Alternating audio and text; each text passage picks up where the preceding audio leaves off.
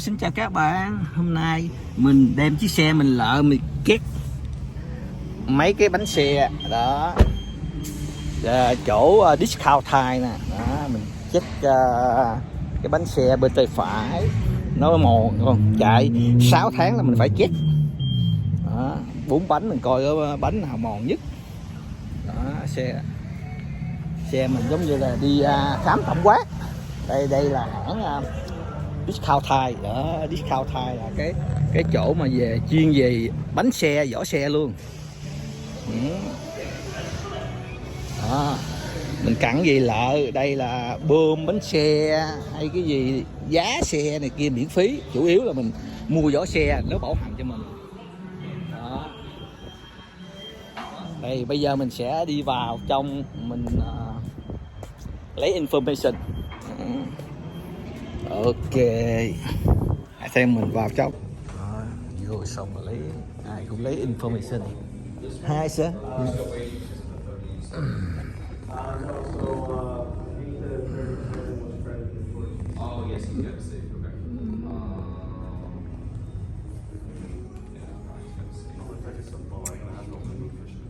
We have your 37 already, right? The one from the spare correct?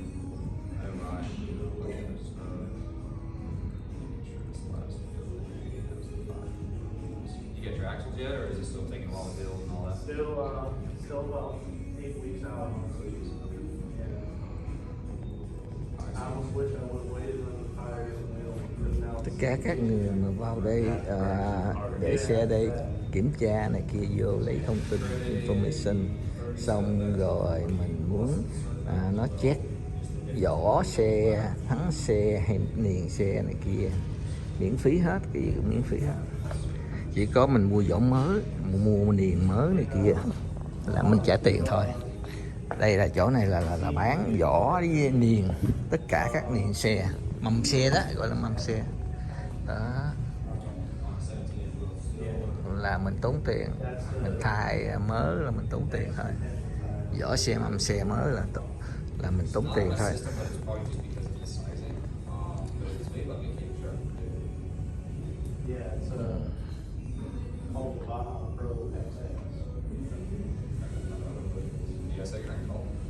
Chỗ này là cửa hàng discount Thai.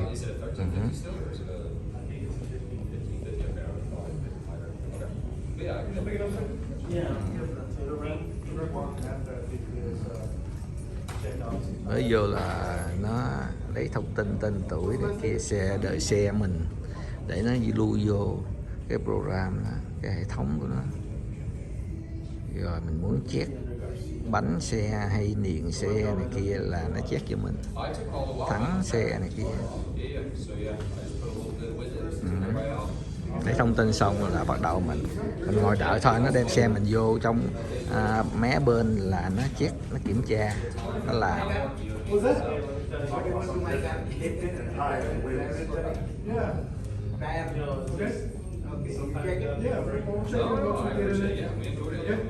Saturday over in Scenic Highway. So yeah, no, it was nice, yeah.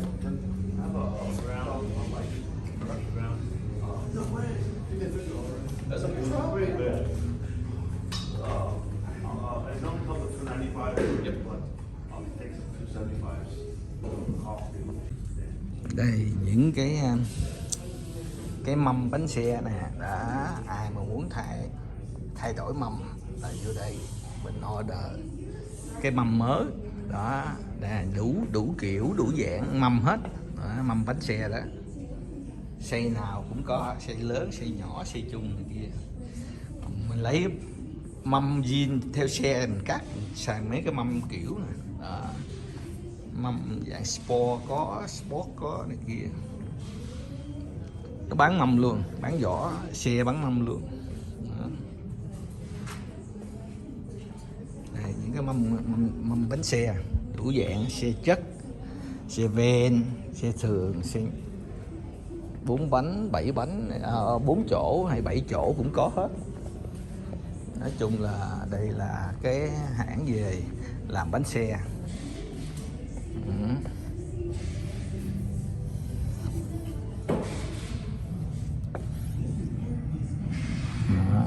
Bình Hồng là cái hãng. Đây là mình lấy những cái thông tin này kia trước khi vào, mình lấy thông tin.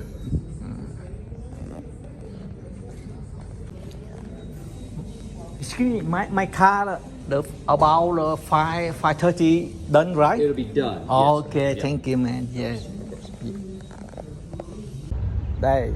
Đây là chỗ discount Thai về cái cửa hàng, cái trung tâm để bảo hành vỏ xe, bánh xe hư.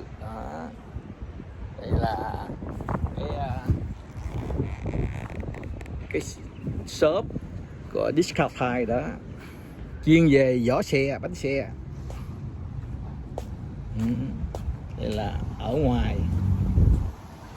cái shop. Sẽ view cho các bạn xem. Hôm nay mình đến mình bảo trì bánh xe của mình.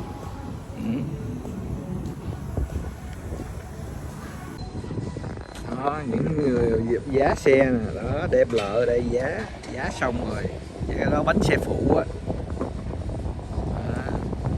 Giá xong để vô xe, một đi xa rồi bị thay thôi.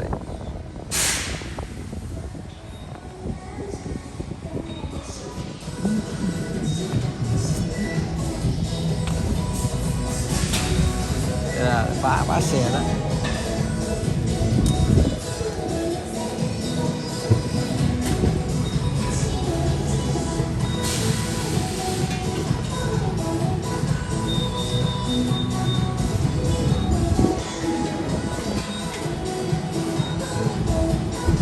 Đó, những thợ tháo vỏ xe bắt đầu giá thay.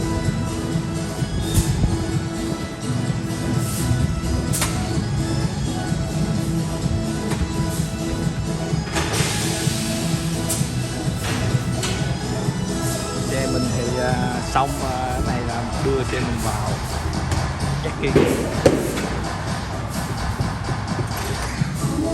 Những xe cũ là phải thay vỏ mới, lớp mới.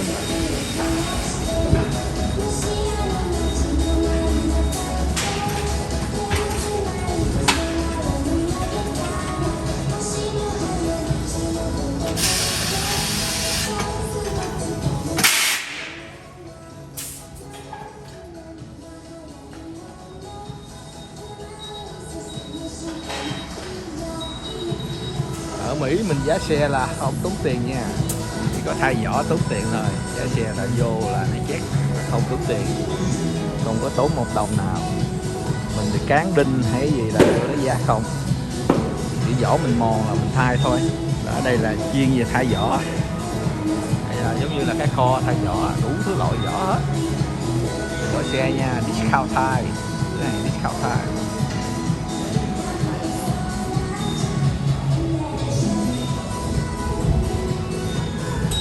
Cửa hàng discount Thai.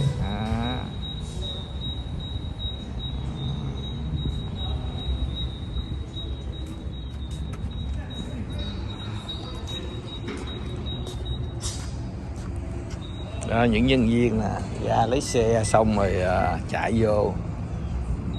Đó. Bây giờ tính xe mình chạy vô nó check.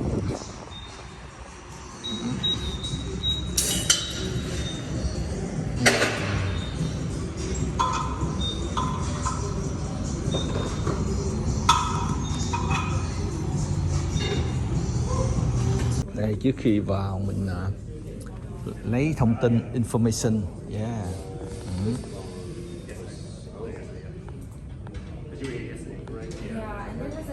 Lấy thông tin hết.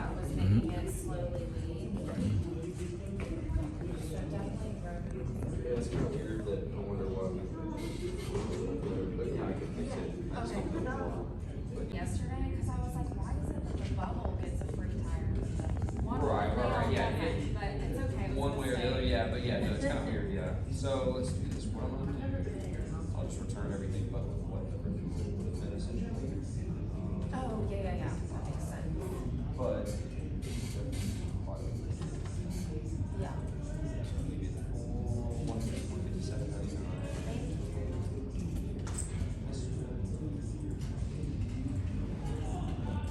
Yeah, I think for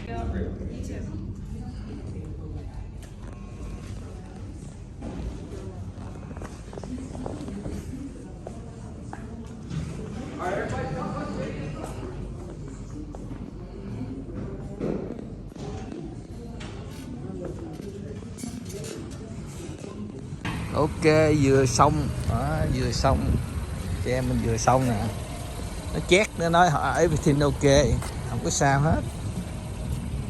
Ok, bây giờ mình đó, mình bây giờ mình lấy xe mình đi về. Ok, đó, nó nói giờ everything ok hết, bây giờ không có gì, bây giờ mình đi về. Xin chào tạm biệt các bạn nha. Ok, bye bye, see you.